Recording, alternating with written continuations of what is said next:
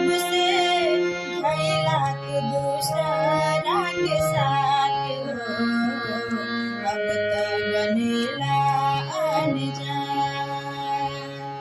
दिलवा पे हाथ धके मनवा से पूछा हमके चाहेला कि ना तू। आपन बनावल घर अपने ही हाथवा से ढाहेला कि ना तू।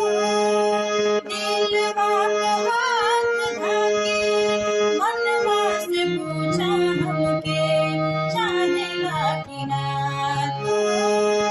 आपन बनावल घर अपने ही हाथवा से ढाहेला कि ना तू।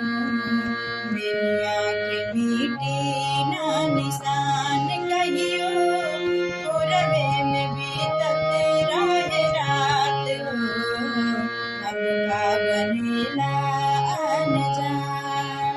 जब से भइला तू दूसरा के साथ हो, अब का बनेला अनजान। तेरी आँचल तरका के कैसे पवित्र